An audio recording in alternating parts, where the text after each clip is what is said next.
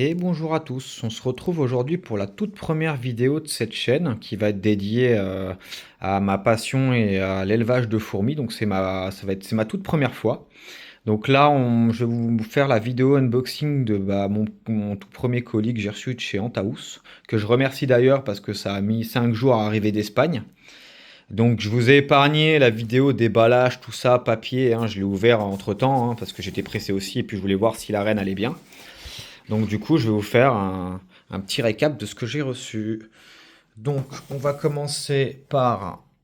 Parce qu'en gros, Antaous, à la base, c'est un site où ils créaient des nids de fourmis. Et donc en fin de compte, ce qui était bien, que le fait de commander chez eux, c'est que quand on pouvait, sur sa première commande, en fin de compte, en achetant du matériel, on a directement un type de fourmi offerte avec la première commande. Donc après, on a un choix à prendre entre une dizaine de fourmis. Moi, clairement, j'ai fait le tour, j'ai regardé ce qu'il y avait. Ouais, j'avoue, il y avait quand même deux, trois trucs qui étaient intéressants. Bon, après, ils peuvent pas non plus vous donner des fourmis à 300 euros pièce, mais ça tourne aux alentours de entre 2-3 euros et ça va jusqu'à une cinquantaine d'euros quand même, donc c'est pas mal. Donc du coup, donc j'ai commencé par ce type de nid-là en fait. Donc c'est une commande que j'ai eue pour 54 euros, que je trouve, bon, il est vraiment pas mal. Après, bon, il est tout simple, hein, mais pour commencer déjà, c'est chouette, je trouve. Sachant qu'au départ, on va pas en être là, on va en être encore au tube à essai, hein. Donc là, on peut voir, il est compartimenté en trois parties. Et ce qui est intéressant, c'est que là déjà, il y a des petits tiroirs, donc à la limite, même si ça fait un peu grand au départ, on va pouvoir fermer. Tout comme le fait qu'il y a une entrée par là.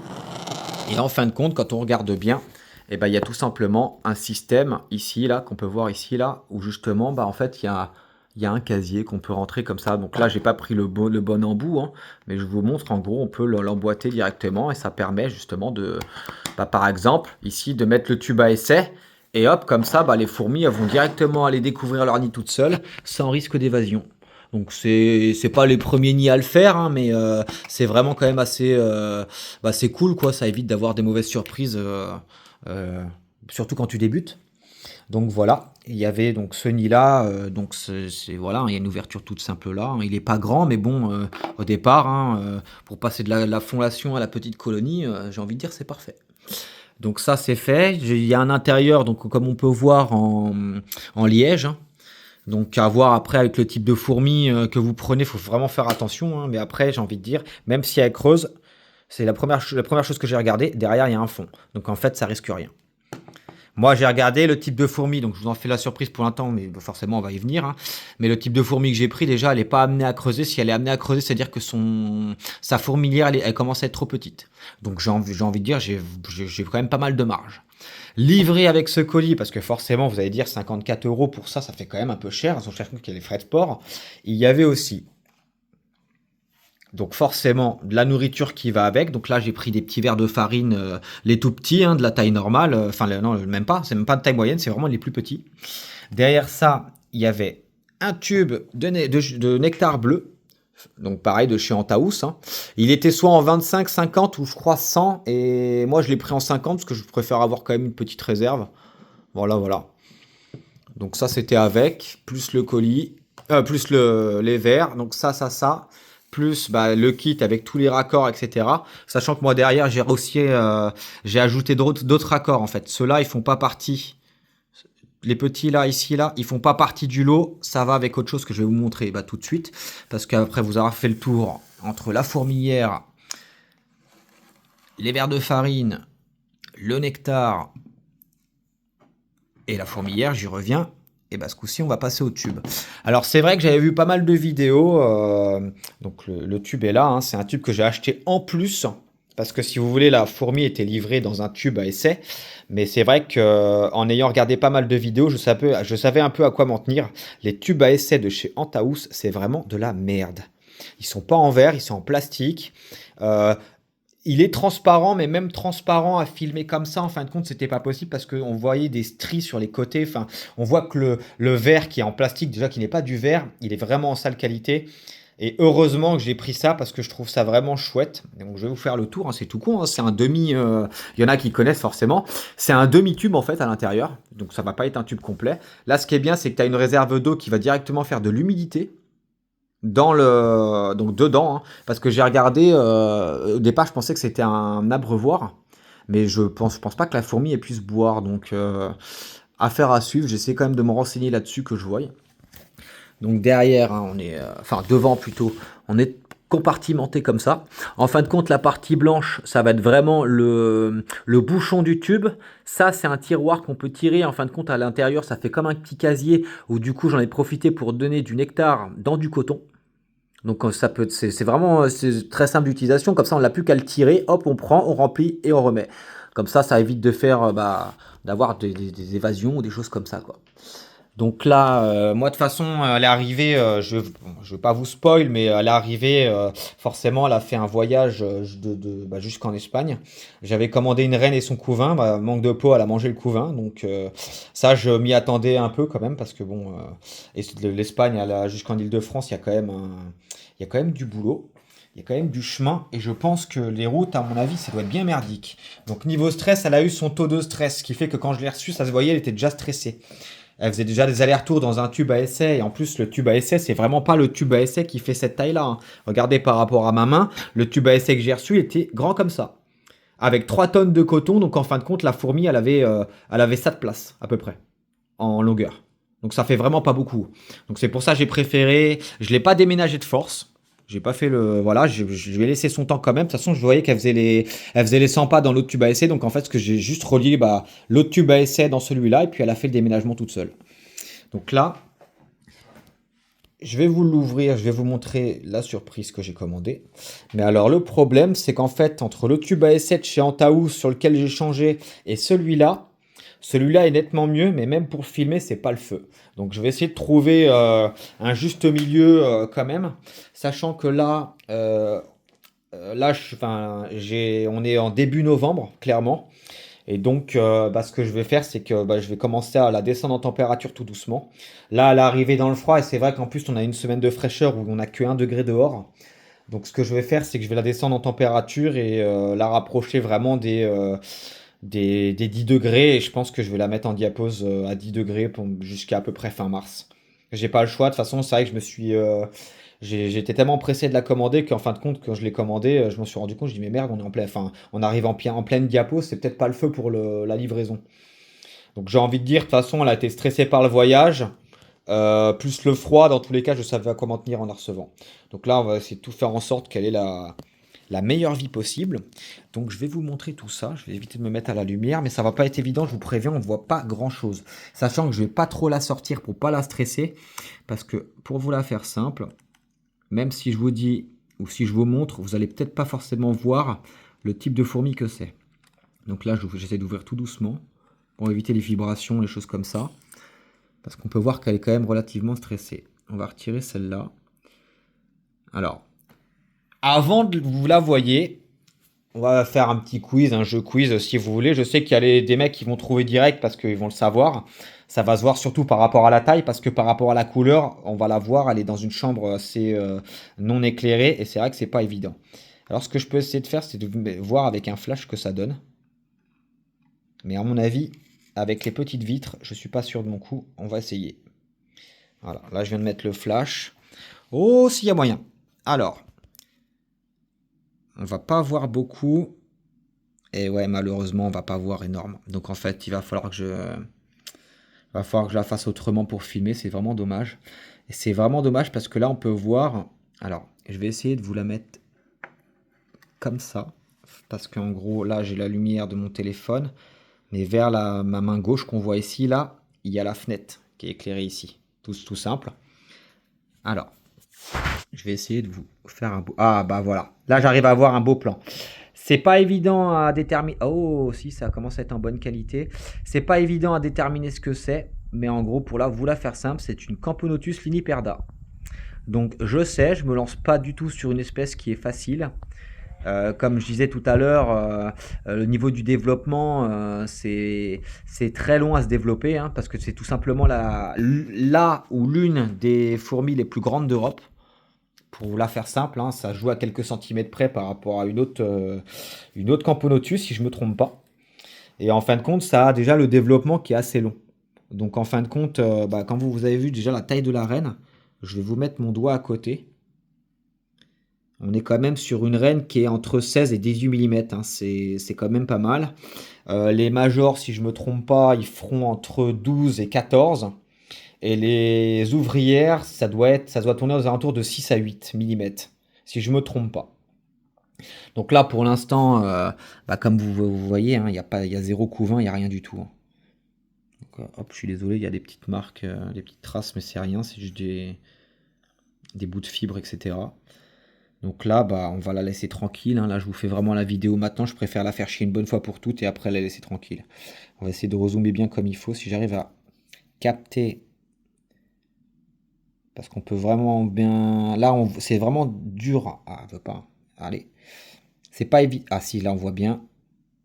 Alors, elle est beaucoup plus claire que ça, hein. Là, on a l'impression qu'elle est noire, mais en vrai, quand on la regarde bien, on peut voir au niveau donc. Ah non, on voit pas, on voit pas. On voit pas, mais si vous voulez, au niveau de l'abdomen, moi je peux vous confirmer que par rapport à ce que je vois, mais de toute façon, dans tous les cas, on verra bien comment les vidéos elles tournent. Mais si ça a du succès, dans tous les cas, je comptais investir dans une caméra beaucoup plus propre, nano, comme ça on va vraiment pouvoir les filmer de près, hein, mais chaque chose en son temps. C'est que ma première vidéo, on verra bien le succès que ça a, mais là voilà, j'essaie de vous faire les meilleures images possibles. C'est pas évident au téléphone. Donc apparemment, il y a des espèces de lentilles nano qui s'achètent, qui s'attachent au téléphone et ça permet ça fait une sacrée bonne qualité. Je vais essayer d'en acheter une pour voir et si jamais ça fait pas le café, bah on achètera une vraie cam, hein, tout simplement. Mais en tout cas, je suis vraiment super content parce que pour vous la faire simple, j'avais commandé sur un autre site. Mais en fin de compte, ce qui s'est passé, c'est qu'en gros, le site, il a déterminé qu'il y avait un risque pour la fourmi, en fait, par rapport au transport. Donc c'est en THQ. J'avais au départ commandé un kit starter chez eux. Et en fin de compte, ouais, bah, ils m'ont clairement dit, bah, en gros, là, c'est mort, quoi. Ton colis partira pas parce que par rapport à la route et tout, ça va pas être le top. Et donc, du coup, bah, j'ai attendu mon colis pour rien pendant une semaine et demie sans avoir de nouvelles. C'était vraiment pas cool. Après, bah, je les ai contactés 3 fois par mail, hein, pour enfin avoir une réponse, mais au bout d'une semaine et demie. Donc quand tu as claqué presque 80 € dans un colis et que tu n'as pas de nouvelles pendant une semaine et demie, je trouve pas ça très sérieux. Mais bon, il y a d'autres personnes qui n'ont pas eu de problème avec eux. Moi, je trouve que, enfin, à la première commande, je trouve ça la fout mal d'avoir des problèmes comme ça. Mais bon, au final, je peux les comprendre aussi, hein. C'est vrai que bah, eux, ce qu'ils veulent, c'est le bien-être des fourmis. Donc c'est sûr que si la fourmi, elle fera pas le voyage, ils vont pas se prendre la tête à vous l'envoyer, hein. Ils vont être francs direct et voilà. Moi, le problème, c'est que j'aurais préféré qu'ils me le disent le lendemain ou le surlendemain et que je m'inquiète pas de mon colis parce que je n'avais zéro nouvelle. Alors que là, sur Antaous, j'ai passé ma commande le soir, c'était un samedi soir, il devait être 22 heures. Non, c'était même pas un samedi soir, c'était un jeudi soir, il devait être 22 heures. Bah, c'est simple, je me suis réveillé le lendemain, à 8 heures, j'avais déjà un mail donc, sur ma boîte mail, comme quoi mon colis était fait. Enfin, ma commande, elle a été préparée à 8h30 et elle était expédiée à 9 heures. Donc en gros, en 1 heure de temps, ils m'ont fait tout mon colis, ils m'ont préparé ma reine, ils m'ont tout envoyé. Et en plus de ça, j'étais au courant, pas en temps et enfin, mais pas à l'heure, mais à la minute limite, quoi. Chaque fois qu'il y avait une nouvelle étape, ils m'envoyaient un mail. Donc j'ai trouvé ça vachement cool de leur part, surtout quand on a. Parce que moi, clairement, à regarder des vidéos comme ça, j'ai clairement été fan, hein, des fourmis. Et c'est vrai qu'à partir du moment où j'ai cliqué sur le bouton commander, j'étais impatient de dingue, hein. Donc là, maintenant, moi, je sais qu'elle est arrivée à la maison. Elle est en bonne santé, même s'il n'y a pas de couvain, s'il n'y a pas d'ouvrière encore. De toute façon, les ouvrières, c'était normal. C'était la reine et son couvain. Donc je savais à quoi m'en tenir. Et pour ceux qui sont pas au courant, en fin de compte, sur la Camponotus liniperda, ou même sur les autres, quand la reine, elle arrive seule comme ça, en fin de compte, ce qui va se passer, c'est qu'en fait, bah, elle est vulnérable sans ses ouvrières, elle est super vulnérable. Et en fin de compte, ce qu'elle va faire, c'est qu'elle va essayer de produire. Donc, si elle estime que toutes les conditions sont nécessaires pour pouvoir faire commencer à pondre, elle va pondre, mais en fait, elle va pondre des larves express. Quand je dis des larves express, enfin, en gros, c'est que les premières ouvrières, elles vont pas être très grosses, elles vont être pas chétives, mais presque. Et je sais qu'elles vont vivre entre 2 et 3 mois, en fait.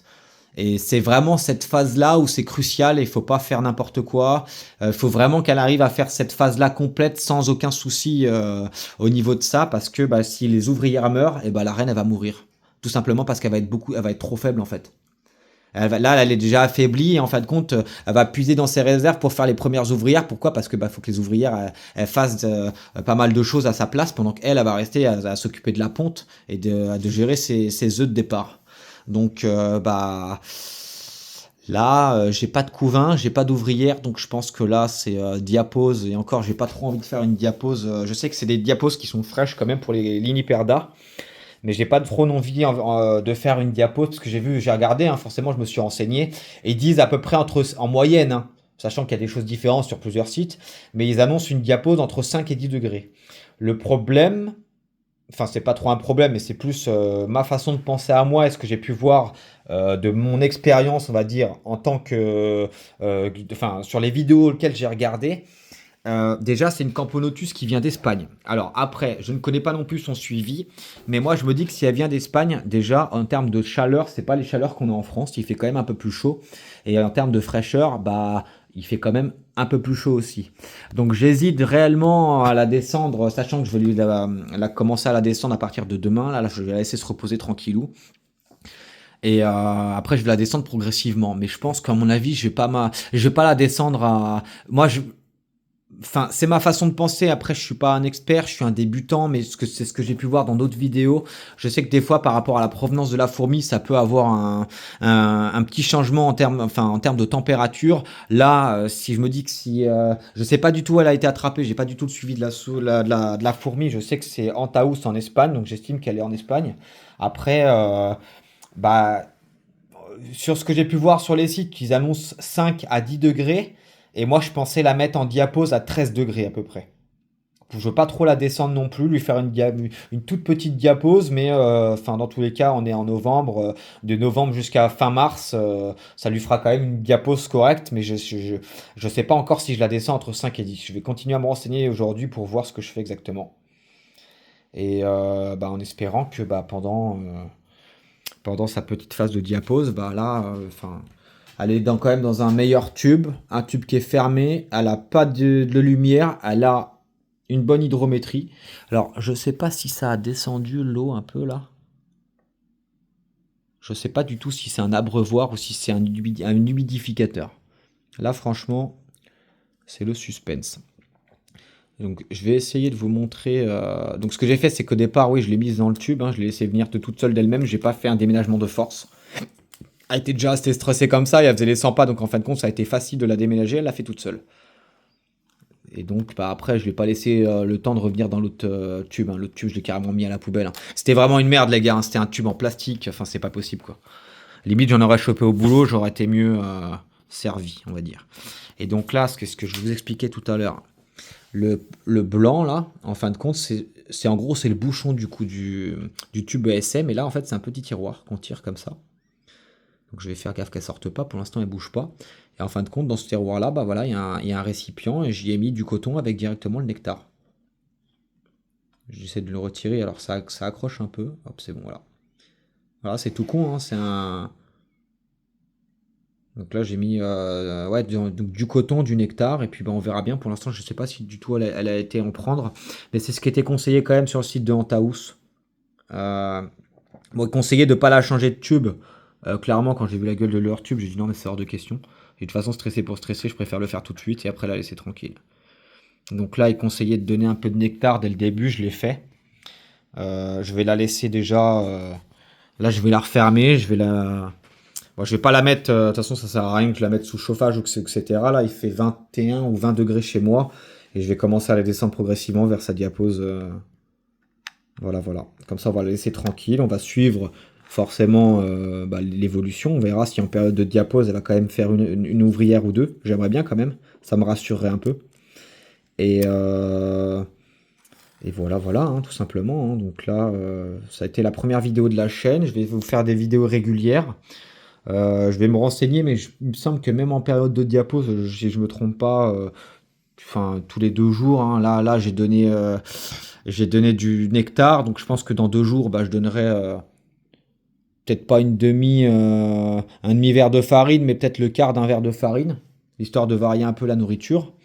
Après, forcément, j'ai des fruits, j'ai pas mal de choses. Ça, c'est vrai que c'est pas une espèce qui est compliquée en termes pour le nourrissage d'une Camponotus liniperda, hein. C'est tout simplement, c'est du nectar sucré, des fruits, ils peuvent en manger, des insectes.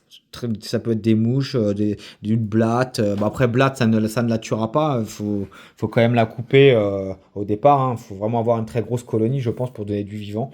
Mais je pense pas que je donnerais de vivant. Je pense que j'ai vu un très bon conseil sur internet qui conseille justement de pas de les ébouillanter, mais enfin presque quoi. Déjà, ça les tue sur le coup et puis ça permet d'éliminer les bactéries qu'il peut y avoir sur la blatte, quoi. Ça évite d'avoir des acariens bêtement. Donc je pense que je vais faire ça. Je vais les ébouillanter, je vais les couper en parties et puis ça sera simple, quoi. Donc là déjà on verra bien les verres de farine, hein, si elle aime ça. Entre temps j'achèterai un peu de tout, hein, qu'elle ait un repas varié. Tous les 2 jours je vais mettre quelque chose de différent. Et puis on verra bien. Donc là j'ai un autre colis qui doit arriver pour cette petite fourmilière là. Parce que comme c'est la Camponitis luniperda, en fait, elle vit pas non plus dans les arbres, mais on peut vraiment la retrouver, comment dire, sous les pierres, mais même sous des souches, etc. Donc ce que je vais faire, c'est que pour mes pitons, j'ai déjà un substrat en écorce de coco que je vais étaler au sol ici. Et après, bon, les fourmis, elles vont se débrouiller, hein, elles vont le dispatcher là où elles veulent. Elles vont même boucher l'entrée de leur nid si elles veulent. Enfin, je vais leur mettre du substrat, comme ça, elles auront de quoi faire. Et j'ai un petit abreuvoir d'eau qui arrive aussi là sur ma prochaine commande. Là, j'ai un colis qui arrive bientôt où je vais avoir un mini frigo pour la mettre en diapose déjà. J'ai un abreuvoir et je sais plus ce que j'ai commandé d'autre. Je crois que j'ai une pince aussi, une pince qui permet de les attraper sans leur faire du mal parce que la mienne elle est un peu trop, elle agrippe un peu trop en fait. C'est une pince à la base qui était faite pour les pitons donc je peux pas attraper une fourmi avec ça. Donc voilà, voilà. C'était la première vidéo de la chaîne. N'hésitez pas à lâcher un like, un abonné, ou un abonnement. Il y aura des vidéos dans tous les cas régulièrement, hein, sur les évolutions. Voilà quoi. Enfin, faire un peu comme ce que j'ai aimé voir moi sur YouTube, hein, c'est regarder des chaînes et voir du début et de vidéo en vidéo. Et c'est intéressant, je trouve, de voir le départ dans un tube comme ça, par exemple, et à la fin que ça termine dans une grande fourmilière et tout. Je trouve ça.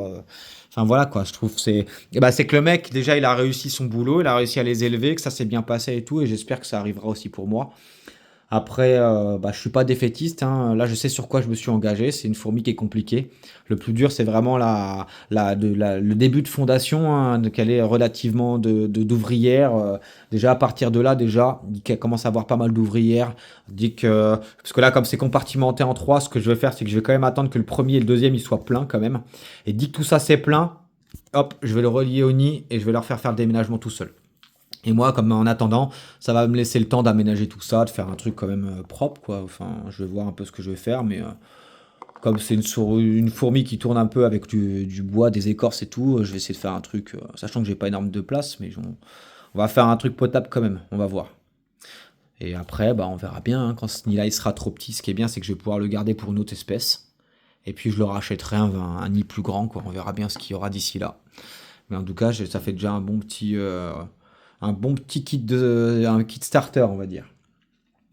Donc sur ce, n'hésitez pas à lâcher un petit like, ça fait toujours plaisir. Et puis de toute façon, moi, je vais voir, hein, si je vois vraiment que la chaîne elle fonctionne, que les vidéos elles plaisent et tout. Dans tous les cas, je comptais quand même acheter soit une caméra pour avoir un meilleur rendu d'image, ou soit cette fameuse lentille qui s'accroche justement au téléphone, qui permet déjà de filmer la fourmi en anneau. On va mieux voir les couleurs déjà, ça c'est clair. Après, je pensais vraiment pas d'avoir un rendu comme ça avec le téléphone. Je vais essayer de trouver quelque chose pour vous la filmer mieux, mais c'est pas évident. Parce qu'en gros, je sais pas si vous avez vu, là j'ai le petit rack ici. Après, j'ai le rack rouge, mais le rack rouge, donc en fait, il y en a trois. Il y a le plastique, le rouge, et derrière le rouge, il y a le vitré. Et j'ai essayé tout à l'heure voir ce que ça donnait. J'ai fait des tests vidéo. Et en fin de compte, quand j'ai retiré le vitré, en fin de compte, la reine, elle a essayé de se barrer par le dessus. Donc en gros, je ne peux pas enlever le petit plexiglas au-dessus pour vous la filmer. Et ça, c'est dommage. Donc je vais essayer de trouver, d'améliorer ça pour que vous voyez quand même la reine. Parce que pour ceux qui n'ont pas vu, je vous invite à regarder sur Google, sauf ceux qui connaissent déjà, hein, mais la Camponotus liniperda, elle est vraiment magnifique sur toutes les vidéos que j'ai vues. Elles ont comment dire? Elles ont la tête noire, le corps qui est rouge, et au niveau alors je vais pas dire le dard, mais enfin vous m'avez compris, ça a un nom mais je l'ai plus, j'ai un trou de mémoire. Ah, bah je l'ai plus. Enfin bref, vous avez compris le derrière là, l'espèce de dard là. Et ben en gros, sur la pointe il est noir et en fait il peut faire un joli dégradé en rouge. Enfin, je la trouve vraiment magnifique. En plus d'être très l'une des plus grandes d'Europe, esthétiquement elle est vraiment très belle quoi. J'essaierai vraiment de vous faire des plans dessus quand j'aurai le. Je pense que je vais la passer à la fin du mois, donc de toute façon je referai pas de vidéo d'ici là, hein, ça sert à rien de vous faire une vidéo toutes les semaines, on va la laisser tranquille. Moi en attendant je vais continuer à commander le matos et commencer à réfléchir de comment je vais pouvoir faire pour vous les filmer en bonne qualité. Manque de peau, je peux vous montrer vite fait. Bon, je vais pas pour longtemps, mais je vais vous montrer vite fait, hein. Le tube à essai que j'avais, il fait pitié les gars, hein, je vous dis direct, hein, c'est vraiment. Bah voilà, je l'ai là. Alors, regardez un peu là. Attends, je vais retourner dans l'autre pièce. C'est vraiment un tube à essai en plastique, hein. C'est de la merde. C'est voilà. Donc déjà, vous voyez par rapport à ma main, sachant que le coton, je l'ai poussé au fond parce qu'en gros, ça donnait ça, hein, à peu près. Donc vous voyez, imaginez par rapport la taille par rapport à l'autre. Voilà le tube de merde qu'ils m'ont fait. Et on est bien sur du plastique, hein. On est sur un tube plastique enfin, imaginez, hein, je vous filme la fourmi là-dedans. Ça serait peut-être mieux passé, je pense. Bon là, ça a fait de l'humidité, mais clairement, le coton, il était là, à peu près. Et l'autre coton, il était là. Donc en gros, la fourmi, elle avait ça de place. Je me suis dit, bon, je veux bien, mais non, peut-être pas. C'est pour ça que j'ai commandé ce tube-là, hein, clairement. Au moins, parce que bah, c'est vrai qu'il y a des gens, quand ils reçoivent leurs fourmis dans les tubes à essai, des fois, enfin, ça leur arrive de la laisser 2 3 mois là-dedans. Mais bon, au bout d'un moment, ça commence à pourrir ici au niveau du coton. Et puis, bah, ouais, bon, ça après, c'est rien, mais l'eau derrière, elle commence à jaunir, quoi. Là, au moins, je suis tranquille. L'eau, elle pourra pas dégueulasser parce que bah, c'est juste dans un récipient, hein, tout simplement. Mais au moins, ça ne dégueulasse pas l'intérieur et tout. Et je trouve ça relativement propre. Après, c'est chiant, quoi. J'aurais bien voulu vous la filmer mieux. Là, j'avoue, je pensais pas que ça allait avoir ce rendu là. Donc là, pour l'instant, elle bouge pas. Elle est toujours.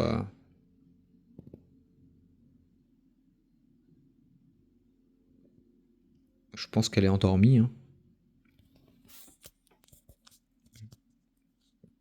Elle a la tête posée sur le côté, on dirait qu'elle est morte. J'aime pas ça. Mais bon, elle bougeait tout à l'heure, hein, donc. Non, non, elle bouge. Après, ouais, je l'ai pas vu toucher à son. Je l'ai pas vu toucher à son nectar, donc j'espère vraiment qu'elle va s'alimenter quand même. Là où elle a l'air amorphe quand même, hein. Elle était beaucoup plus vivace que ça tout à l'heure, hein. Peut-être qu'elle est en train de pioncer, hein, c'est possible, hein. Bon, en tout cas, on va refermer, on va la laisser tranquille. Ouais, 28 minutes, hein, ça fait faire une bonne vidéo de présentation dès le départ. C'est vrai que j'ai beaucoup parlé, mais bah écoutez, c'est comme ça, hein, je suis content. C'est con parce que là, on voit vraiment qu'elle est noire et tout. Ah, vous voyez, là, voilà. Alors attendez, j'ai essayé de pas bouger. On peut voir une espèce un trait doré. Ah, c'est pas évident, hein. Ah, là, ok, là, faut pas que je bouge. Je peux pas mettre plus près que ça.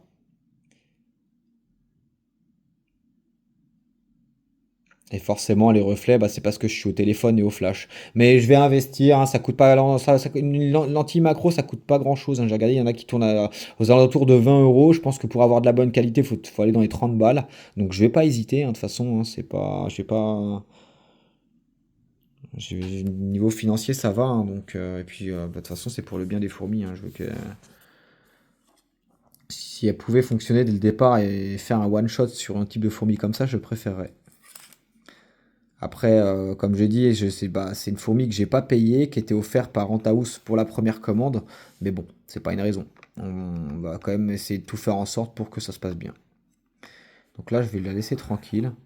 J'espère vraiment qu'elle va s'alimenter avec le liquide. Sinon, je lui présenterai verre de farine soit demain ou soit après-demain. Je vais laisser là comme ça, je vais fermer le liquide pendant 2 jours, enfin le nectar pendant 2 jours. Je pense qu'elle va pas se laisser mourir de faim, hein, si à la fin elle va y aller. Donc voilà, c'est la fin de la vidéo. Merci à ceux qui ont regardé. N'hésitez pas à lâcher un petit like, hein, comme j'ai dit, ça fait toujours plaisir. Et puis c'est ce qui va pas permettre de faire vivre la chaîne parce que j'ai les moyens, mais si ça peut être un plus, moi il n'y a pas de souci. Et puis derrière, suivant comment ça fonctionne, on vous fera des vidéos régulières. Et puis jusqu'à ce que je décide de recommander un autre type de fourmi, on verra bien. L'avenir nous dira, tout simplement. Sur ce, passez une bonne journée à vous et merci d'avoir regardé. Allez, au revoir, ciao ciao.